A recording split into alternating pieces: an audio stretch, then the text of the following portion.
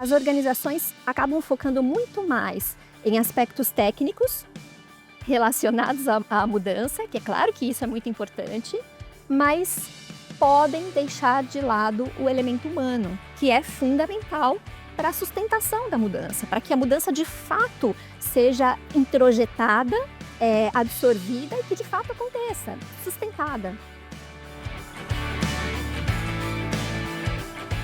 Olá pessoal, espero que vocês estejam ótimos. Eu sou o Edil e esse daqui é o Pode Atingir, o podcast da Atingir, que traz pessoas especiais, maravilhosas, incríveis. E esse é o caso da minha convidada, da minha amiga, uma das minhas melhores, se não for a minha maior amiga, Paula Artioli.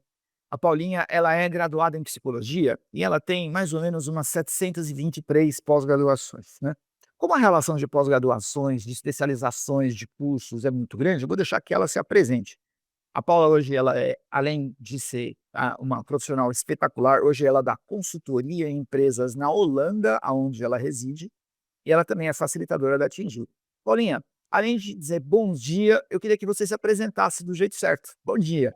Dil, obrigada, bom dia, que seja um bom dia, que seja um bom encontro, que a gente possa ter algumas trocas boas e importantes aqui hoje. Bem, acho que você já me apresentou muito além do que eu sou. Obrigada por essa apresentação. Eu sou psicóloga e fui fazendo algumas pós-graduações, sempre na área da psicologia, mas ao mesmo tempo sempre trabalhei com desenvolvimento humano. Então, tentando levar um pouco desse conhecimento para as empresas, para as organizações, para as pessoas, para os líderes. Mas eu diria que, acima disso tudo, eu sou uma pessoa muito apaixonada pelo meu trabalho.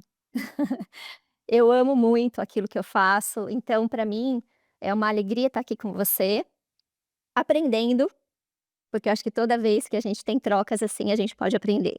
Então, obrigada pela oportunidade. Eu que agradeço, Paulinha, agradeço de coração. E essa daqui é a segunda vez que a Paula está aqui. Você, por favor, vocês vão aí, voltem e assistam o vídeo que ela fala sobre comunicação não violenta. É um dos mais assistidos do canal aqui. Ela é realmente espetacular. Paulinha, o nosso papo hoje é sobre gestão de mudanças. E aí eu queria que você começasse. Eu diria que é muito difícil fazer uma definição, mas que você tentasse chegar o mais perto disso. O que que é gestão de mudanças? Talvez a gente comece com a pergunta mais importante, né, mas também na minha visão, a mais difícil, porque eu responderia essa pergunta para você, não dizendo o que é, mas o que deveria ser. Por quê? Porque não é fácil manter esse processo, né, então gestão de mudança deveria ser um processo estruturado. Deveria ser um processo estruturado em que as empresas pudessem fazer a preparação das pessoas, pudessem fazer, ou dar todo o apoio necessário durante a mudança, não só durante, mas depois, porque algumas coisas vão acontecer advindas da mudança, e acompanhar isso. Mas muitas vezes isso não acontece, né, então por isso que eu falo que eu acho que é uma pergunta muito importante, talvez a mais importante e que talvez dê base para tudo que a gente vai falar aqui, porque muitas vezes o que eu percebo, e aí acho que você pode também, se você quiser, compartilhar um pouco da tua experiência, o que eu percebo é que as organizações acabam focando muito mais em aspectos técnicos relacionados à mudança, que é claro que isso é muito importante, mas podem deixar de lado o elemento humano, que é fundamental para a sustentação da mudança, para que a mudança de fato seja introjetada, absorvida e que de fato aconteça, sustentada, né. Então eu acho que, esse é o grande ponto e talvez o ponto central aqui, quando a gente fala de gestão de mudanças. A importância de nesse processo, eh dá esse peso que é fundamental para o elemento humano, né, essa estruturação para a preparação, para o apoio e para a sustentação de todas as emoções, né, de todos os medos, de todas as angústias que a mudança gera. Penso muito parecido com você e eu sim, vou comentar, eu vou a impressão que eu tenho é que as empresas tratam os processos de mudança numa brincadeira de super-herói, em que tem vilões e que tem os mocinhos, né. E aí, a pessoa que trouxe o resultado até então, ela era o mocinho. De repente, aparece o processo de mudança e ela começa a vilanizar as pessoas. Então, assim, isso aqui está errado, quem faz isso aqui é um. E começa a depreciar aquelas pessoas, inclusive, que trouxeram a empresa ou que levaram a empresa até onde ela estava. E não há mercado, não há empresa que vive sempre num céu de brigadeiro, absolutamente sempre azul, né? Então, é claro, todo segmento da empresa, ela percorre por caminhos bons e razoáveis e alguns ruins, né. E não só isso, as pessoas mudam, a sociedade muda. Então fazer ajustes não tem que ser quebrar o rádio, mas talvez fazer uma sintonia fina na estação. Acho que é difícil cada vez mais explicar essa minha figura de linguagem aqui, porque os jovens não têm a menor ideia do que é isso daqui, é tudo no digital. Mas eu fiz a minha parte tentando, né. Sim, e Faz sentido perfeito. isso que eu tô falando, Paulinha? Faz muito sentido, Edil. Eu acho que, assim, dentro do que você falou, né, o que você me faz refletir, e que acho que talvez seja interessante compartilhar, é que a gente é ser humano, e como ser humano, muitas vezes para a gente dar sentido para alguma situação, né, a gente precisa trabalhar ali dentro dos opostos. Então, é o mocinho, é o vilão. Aquilo que foi tudo bem até agora, a partir de agora não funciona mais, então você não serve mais, e aí agora e tudo isso faz com que, a dificuldade que já está sendo gerada pela mudança, porque é claro que a mudança traz desafios, né, sem dúvida. A gente não vai deixar de lado essa parte, a gente não nega isso. No entanto, esses desafios acabam ficando maiores, né, Edil, quando existe um posicionamento: "Ah não, agora isso aqui, você não é mais bom, você não serve mais", ou "Só isso aqui funciona", parece que aquilo nunca funcionou. E como você disse, até aqui foi tudo ótimo, nós chegamos até aqui porque era desse jeito. Então, eu acho que isso que também é um elemento humano, precisa ser visto, precisa ser considerado e a gente precisa falar sobre isso, porque não existe forma da gente se desenvolver, de evoluir, de aprender, que não seja falando sobre, né. Então eu acho que Exatamente. Concordo. diálogos abertos, quando a gente fala, né, de mudança, quando a gente fala de todo esse processo, das responsabilidades de cada um no processo de mudança, acho que, olhar para isso de uma forma aberta e dialogar, é talvez um ponto aí mais importante para a gente conseguir caminhar sem vilões, né, e sem mocinhos, mas todos juntos, nós somos um só. E aí, é assim que a gente caminha para atingir os nossos novos objetivos, em função da mudança, né. Então acho que é isso. Engraçado, né, Paulinha? Porque, assim, uma coisa é decorrência da outra, né? Em função desse comportamento, organizacional, que é praticamente um padrão, o que acaba acontecendo é que as pessoas, toda vez que se deparam com um ambiente de mudanças, elas se sentem oprimidas e elas têm um medo gigantesco de que alguma coisa ruim aconteça com elas, né? Justamente porque as mudanças não são bem conduzidas, né? Como que as pessoas reagem? Isso, a maior parte das pessoas reage diante de uma mudança. Acho que é muito importante colocar foco nisso, porque assim, quem conduz a mudança tem que ter consciência disso. E aí, a segunda parte da pergunta que eu queria te fazer, como que as pessoas que estão no processo de mudança, o que elas podem fazer para tentar o equilíbrio? Porque assim, essa sua resposta ela vai metade para quem faz a mudança e metade para quem recebe a mudança. Uma primeira coisa do que você trouxe, né, quem faz a mudança também é gente. Quem faz a mudança também é um ser humano, né. Então, eu acho que se a gente não humaniza essa conversa, a gente acaba responsabilizando só uma parte. Então eu sei que isso tem a ver com o que a gente acabou de falar, mas e talvez eu esteja dando uma ênfase a isso, mas acho que realmente isso é algo muito importante que a gente tem que olhar quando a gente fala de mudança. A gente está falando de seres humanos diferentes, né, que, tiveram experiências diferentes, que estão numa organização em níveis diferentes, desempenhando diferentes papéis, mas todos envolvidos ali naquele novo propósito, né, de fazer com que essa mudança aconteça. Então, quando a gente fala desse ser humano, seja o que conduz, seja o que está sendo conduzido, e cada um tem uma responsabilidade nesse processo, mudança traz aquele medo, né, porque até aqui eu sabia como as coisas estavam funcionando, até aqui, eu estava numa zona de conforto, eu estava confortável, em certa medida, talvez eu pudesse fazer até de olhos fechados aquilo que eu fazia, né.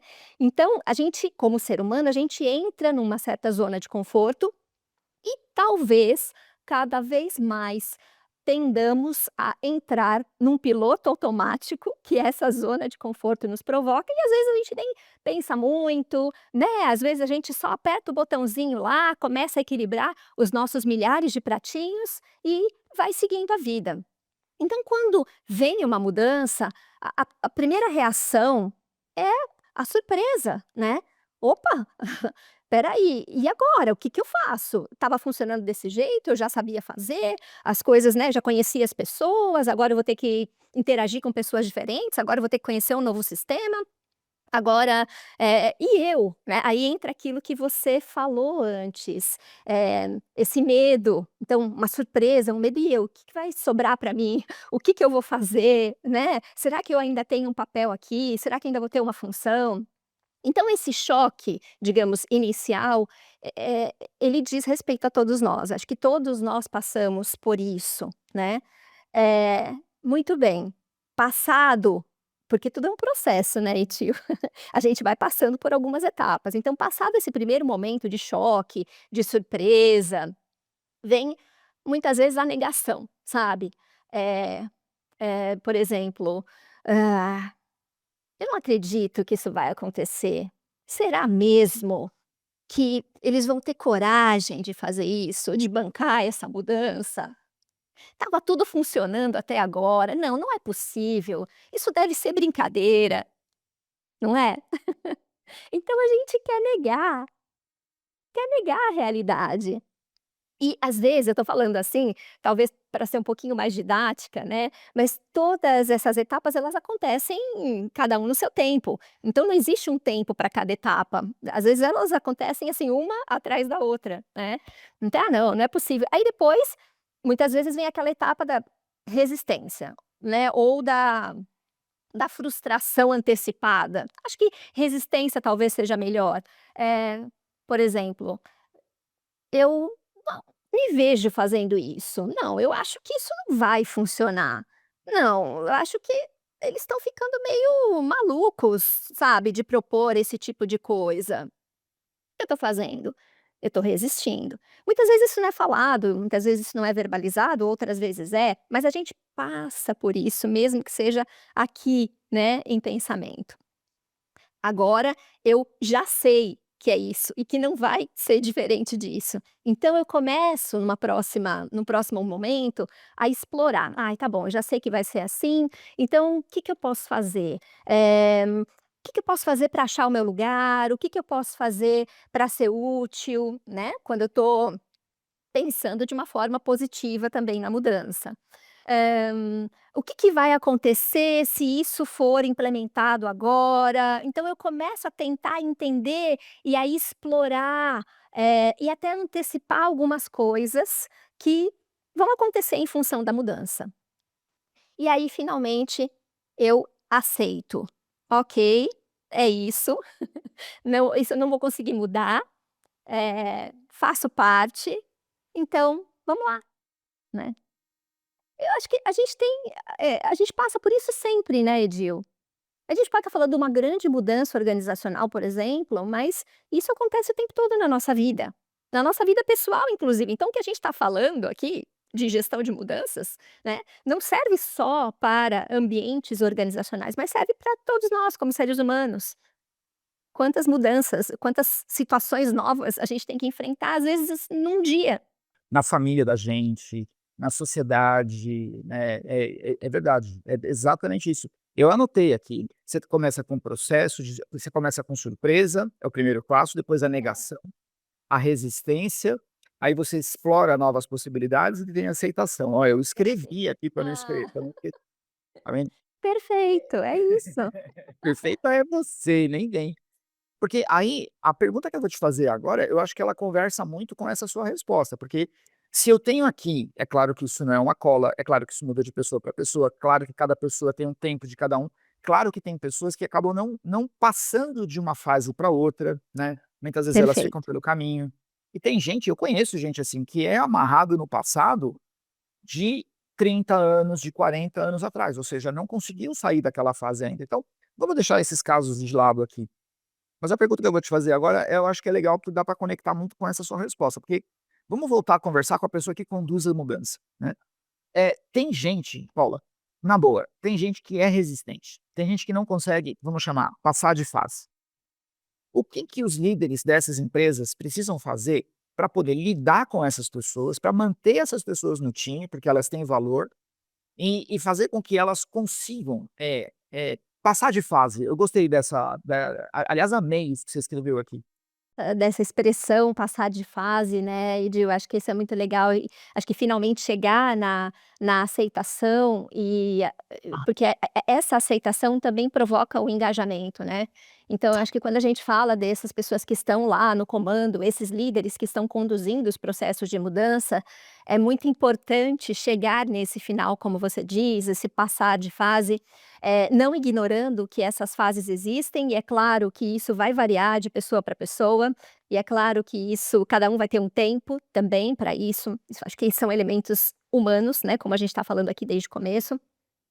Mas eu diria para você, respondendo essa tua pergunta, assim, sobre a minha ótica, sobre a minha perspectiva, que o mais importante é um processo de comunicação claro, um processo de comunicação transparente, né, e que muitas vezes, quando se trata de mudança, as empresas, né, e esses líderes que estão conduzindo o processo acabam, deixando essa comunicação clara, transparente e empática de lado, porque também são humanos, porque também estão envolvidos com a mudança, porque muitas vezes estão depositando ali todas as fichas nas questões técnicas que precisam ser resolvidas, né, equilibrando alguns outros pratinhos e não despendem tempo para as pessoas, não ouvem ou não falam. Então eu responderia talvez essa pergunta dizendo assim: "Edil, eu acredito que as empresas devem se preocupar em comunicar a mudança, sem medo, né, porque se eu te comunico uma coisa com medo, o que que eu provoco em você? Mais medo. Mais medo. Poxa, a Paula tá insegura, a Paula tá com medo, eu também tô, porque ela é a minha líder, né, ela tá se ela tá assim, então acho que esse negócio não vai dar certo. Aí passar de fase vai ser mais difícil, entende? Daí a importância da comunicação. E eu acho que assim, claro, existe a comunicação em várias instâncias, existe aquela comunicação geral, talvez, que é dada para todos, né, por um grande líder dessa empresa. Existe uma comunicação ali para cada uma das equipes, por quê? Porque a mudança é para todos, mas cada uma das equipes provavelmente vai ter um trabalho, vai ter uma função nesse processo de mudança. Então, eu, líder desta equipe, preciso comunicar para minha equipe qual é o nosso papel aqui também, né? Uma coisa é uma comunicação geral, ok, super importante, estamos todos alinhados, veio a informação. Aí num outro, né, patamar ali, o líder dessa equipe vai comunicar para a equipe, e individualmente. Por quê? Porque eu, Paula, que faço parte dessa equipe, também tenho um papel, também tenho é como se fosse, né, a cebola, sabe, as várias camadas. Então, claro, isso aqui é importante, o todo é importante, mas ali no meio, a comunicação clara, transparente, empática para a equipe é fundamental. E num um pedacinho menor, mas muitíssimo importante, que é o indivíduo, esse líder ele também precisa, por meio de conversas um a um, né, entender, como é que aquela pessoa processou a mudança, em que fase essa pessoa está, o que vem ali de possíveis contrapartidas, até para que ele possa trabalhar isso nesse nível individual e buscar o engajamento, né, Edil. Então, falei muita coisa, mas eu acho que o mais importante é todo esse processo de comunicação e que a gente sabe que não é fácil. É um baita de um desafio, né, é um grande desafio. Nossa, eu adorei essa sua resposta, porque, assim, tá muito claro para mim, né, esse processo de comunicação ele tem que ter um plano estratégico. Gente, presta atenção, a gente estava indo por esse caminho, mas esse caminho ia fazer com que a gente chegasse aqui, e não é esse o destino que a gente quer, então nós vamos ter que fazer uma correção de rotas. Então você tem a comunicação estratégica, tem uma comunicação tática e tem uma comunicação operacional. Vamos colocar nesse plano? Que aí até fica mais fácil para o pessoal entender que tipo, às vezes uma comunicação ela vai confundir, né. Porque o cara que está no estratégico enxerga coisas que a pessoa que está no operacional não vê. E ele não vai, nesse processo de comunicação, entrar nesses detalhes, né. E aí, haverá uma discordância, que às vezes é uma discordância sem base, né. O presidente está errado, mas ele está enxergando uma coisa que você não está vendo. Só que às vezes acontece também da pessoa estar enxergando uma coisa que o presidente também não está. E aí vem uma discussão absolutamente ilógica. Então, quando essa comunicação é decodificada do jeito que você explicou, é claro, as pessoas continuarão, ansiosas, continuarão com medo. Por conta do quê? Das variáveis que elas não dominam. Só que a comunicação, do jeito que você escreveu, é uma variável que pode ser, tomada, de forma protagonista pela empresa, e com isso conseguir fazer um processo mais adequado. Falei besteira, Paulinho? Não, Edil, é isso, é perfeito, é exatamente isso, né. Então acho que é um grande cuidado que as organizações devem ter, e enfim, né, eu só durante a minha trajetória, só para talvez trazer um pouquinho disso aqui, né, um minutinho, eu passei por algumas situações, como área de recursos humanos que eu era, por exemplo, fusões organizacionais, né. Então eu tô falando desse momento de fusão, porque é um momento de uma grande mudança. Muitas vezes, dentro da minha experiência, fusão com aquele que antes era meu concorrente, você entendeu? Existia às vezes até uma disputa, uma rixa entre nós, e agora nós estamos juntos, sob o mesmo teto, né, tendo que compartilhar ali os mesmos objetivos. Então se a gente não cuida de todas essas camadas que você está falando, né, o estratégico, o tático, o operacional, em algum nível, eh, vai dar problema, vai dar problema. Isso já é anunciado, né. Então a gente realmente precisa se cercar, a gente precisa, né, cuidar disso tudo para que a mudança possa ser, introjetada, incorporada, para que as pessoas comprem isso, para que as pessoas se sintam seguras principalmente, né, e para que passem de fase, como você disse aí, de uma forma mais rápida. Maravilhoso isso. E aí eu tenho uma última reflexão em cima desse ponto aqui, porque eu vejo isso em muitas empresas com quem eu tenho contato, às vezes um contato mais próximo, às vezes um contato mais superficial, mas em uma maior ou menor medida eu vejo isso acontecer bastante. Então vamos lá. Você tem a seguinte situação: a pessoa que está na linha de frente, ela enxerga oportunidades de melhoria. Só que o direcionamento que vem para ela vai numa direção diferente daquilo que ele enxerga. Então, ele poderia, num ambiente de segurança, discordar. Então ele ia dizer assim: "Chefe, você disse para eu fazer isso. Posso dar uma sugestão? Se a gente fizer isso, pela minha experiência, sei que vai acontecer isso, isso e isso. A gente não pode fazer tal coisa?" Só que, Paulinha, eu vejo o seguinte: muita gente não faz isso, porque tem medo de ser rotulado como sendo uma pessoa resistente à mudança, né. Então eu queria que você, à luz dessa situação que eu vejo com muita frequência, aconselhasse a pessoa. O que que é para fazer, Paulinha? Edil, eu acho assim, né, tentando acho que você trouxe um ponto fundamental. Para mudar a gente precisa ter coragem, né. A gente precisa ter coragem, e a gente precisa ter coragem quando nós estamos conduzindo a mudança e quando nós estamos ali na linha de frente. Então, pegando essa situação específica, né, que você está trazendo, de uma pessoa que já tem uma bagagem, já tem uma experiência, já passou provavelmente por outros processos de mudança, já conhece um pouco do funcionamento das coisas, eh essa experiência ela precisa ser compartilhada, mas muitas vezes por falta de coragem, como você está dizendo, né, porque a pessoa tem receio do julgamento ou tem receio do que vão fazer com ela, né, de como ela será punida por ter falado ou por ter dividido a experiência, ela acaba não falando nada, ela acaba se calando e o pior, Edil, muitas vezes ela acaba sendo a própria resistência. Ela fica ali fixa na própria resistência. Não é isso que ela quer, mas, ela acaba se colocando e se fechando nessa situação, né. Então eu acho que, assim, existem os 2 lados. Existe o lado de quem está à frente, os líderes envolvidos no processo de mudança, que precisam estar abertos à escuta, né, e oferecer esse ambiente, como você traz aí, de segurança psicológica, para que a pessoa possa falar, para que ela possa se expressar. existe o lado da pessoa que precisa sim ter coragem de dizer, de levar a sua experiência. Agora, para mim, né, a questão é como eu levo, como eu vou comunicar. Porque eu posso chegar para você, você está conduzindo esse processo de mudança, tá, Edil? E aí eu chego para você, você acabou de me dar a informação que tudo vai ser diferente a partir de agora. Isso mexeu comigo, mexeu aqui com a minha zona de conforto, mas eu sou uma pessoa que tem experiência, eu já passei por uma situação parecida com essa que você está falando, aí isso me remete àquilo que eu vivi e que não deu certo, era um outro momento, era uma outra situação, mas aquela coisa negativa que aconteceu comigo lá atrás, vem à tona. E aí eu vou me expressar para você, e vou me expressar muitas vezes de uma forma mais, hã, ou eu me calo, como você disse, tá, ou eu me expresso de uma forma mais rude. Como assim, Edil? Esse negócio não vai dar certo. A gente já viveu Burro, isso. é burro. Você é burro.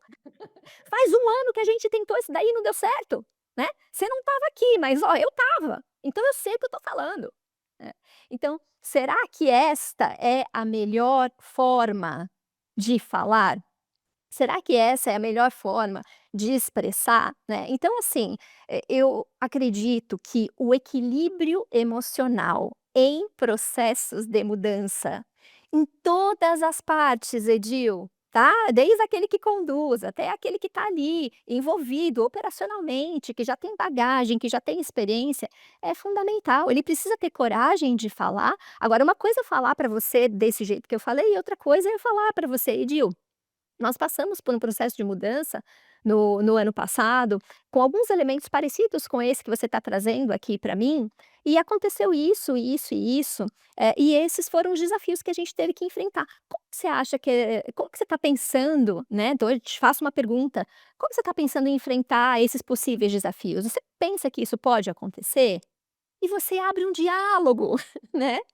E o diálogo, de novo, a conversa, a comunicação une e não afasta, porque senão a gente vai entrar no embate, Edil, numa briga aqui. Você vai falar, eu falei pra você de uma forma mais rude, mais agressiva, e você vai falar assim: "Poxa, Paula, você tá sendo resistente, você não tá sendo um membro de time, você é uma pessoa que não tá querendo me ajudar", né. E aí a gente começa a se afastar, ao invés de nos juntarmos, que é o que deveria acontecer num processo de mudança.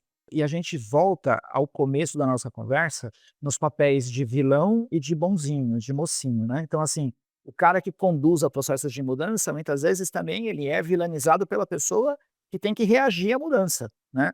O meu chefe do mal. E olha que estranho, esse é o pior lugar para a gente estar, né, de ser, ou verde ou amarelo, né, ou então não dá. Então, se a pessoa expressa assim: "Paula, no ano passado a gente tentou fazer essas mudanças e deu errado por causa disso, disso, disso. Estou preocupado. Qual poderia ser a nossa estratégia para que essas coisas que deram errado não aconteçam novamente, né?" Então, talvez nomear é engraçado, né, Paulinha, quando a gente nomeia as nossas emoções, fica mais fácil de lidar com elas, né. E quando a gente nomeia as nossas preocupações, a gente também explica para outra pessoa como é que podemos juntos caminhar nesse processo, né.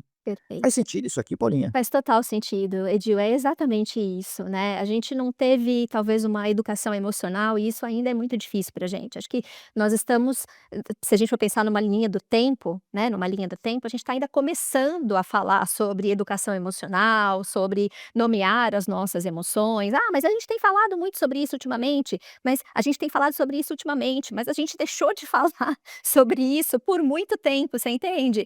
Então, eu acho que é um aprendizado, sabe, Edil, é um aprendizado contínuo, é um aprendizado de todos os dias e, acredito sim que nomear as nossas emoções faz toda a diferença, porque quando eu falo para você: "Edil, eu estou preocupada", de uma certa forma, você vai se conectar com a minha emoção. Porque em algum momento, Edil, provavelmente você ficou preocupado, ou você também está preocupado, você entende? Porque ou você sentiu preocupação, mesmo que você não esteja sentindo mais. Então isso faz com que a gente se aproxime, né. Então é fundamental a gente se colocar, é fundamental a gente buscar a conexão, para que a gente possa construir uma linha juntos de ação, né, do que a gente vai fazer. Eh, Se eu deixo de falar, Edil, só voltando para aquele primeiro ponto, né, então eu não tenho coragem de falar, porque eu tenho medo do que vai acontecer, eu vou cair muito mais, eu vou ter muito mais chance de ficar, engolindo ali algumas coisas que vão acontecer durante o processo, ou até de, ao invés de falar diretamente para você, eu vou ali tomar um café com alguém e falar: "Ai, não, então, ai, você não sabe, ó, o Edil tá querendo fazer isso, isso e isso, porque", e aí eu começo a falar do vilão, que é o Edil, mas eu não falo para o Edil, né, eu falo para uma outra pessoa. E mais uma vez, eu insisto, isso num processo de mudança só gera separação, e o que a gente mais precisa é caminhar juntos, nós precisamos caminhar juntos, em direção àquilo que precisa ser colocado de novo, ao novo, né. Se a gente estiver separado, se a gente tiver vilão, mocinho ou qualquer tipo de separação, a gente vai ter mais dificuldade de chegar lá. Essa a indicadora da conversa, ela não podia estar melhor. Vamos continuar nela. Me fala aqui, qual que é o papel da segurança psicológica nesse processo de mudança? Pois é, Edi, eu acho que assim, mais uma vez um ponto fundamental, né, e que a gente tem falado sobre isso, também é algo recente, mas, como é importante, né, estar num ambiente em que eu sinta que existe espaço para me colocar, espaço para falar, porque é o que você disse, para eu colocar, para eu nomear as minhas emoções, você precisa me oferecer esse espaço, né. Então, mutuamente, líder, liderado, enfim, todos os envolvidos, porque é claro que quando a gente fala de segurança psicológica, talvez para ficar mais fácil, né, de entender a relação líder-liderado, mas a segurança psicológica também se dá ou deveria se dar em todas as instâncias, né, independente de cargo, a gente não está falando do cargo, mas da possibilidade de eu me expressar, da possibilidade de eu colocar aqui as minhas questões, os meus medos, as minhas angústias, desejos, vontades, as nossas experiências, né, tanto as frustradas quanto aquelas que deram certo e que de repente podem trazer uma luz para o processo de mudança, mas existe o espaço. E quando existe esse espaço, Edil, dentro, né, desse contexto de segurança psicológica, as trocas acontecem de uma forma muito mais fluida, de uma forma muito mais natural, né. Eu não preciso, formalizar, não, é claro, e eu não estou falando que a formalização de algumas coisas não seja importante, não é isso, eu estou falando de um contexto maior de segurança psicológica. A gente pode falar a respeito, né, a respeito daquilo que a gente está sentindo, a respeito daquilo que a gente está pensando, enfim. E isso provoca trocas, provoca interações e provoca mais, criatividade. Criatividade, né. A gente consegue criar coisas juntos, a gente consegue sair, talvez, de um ciclo, vicioso, né, que fica ali na negatividade, que fica ali naquilo que não vai dar certo, e a gente começa a pensar juntos em coisas que podem nos levar ao sucesso. Então, quando eu me sinto segura, quando eu te dou espaço de segurança psicológica e quando isso é mútuo, existe uma troca entre nós. Essa troca provoca mais conversas entre nós, mais vínculo entre nós. A gente se sente à vontade para colocar, para ser quem a gente vai criando mais coisas, a gente vai criando mais possibilidades e possivelmente a gente vai conseguindo caminhar numa única direção, que é aquilo que eu tinha falado anteriormente, né. Então, acho que muito legal a pergunta que você faz. A importância da segurança psicológica nos processos de mudança. E a importância de cada um de nós para que a segurança psicológica aconteça, Edil.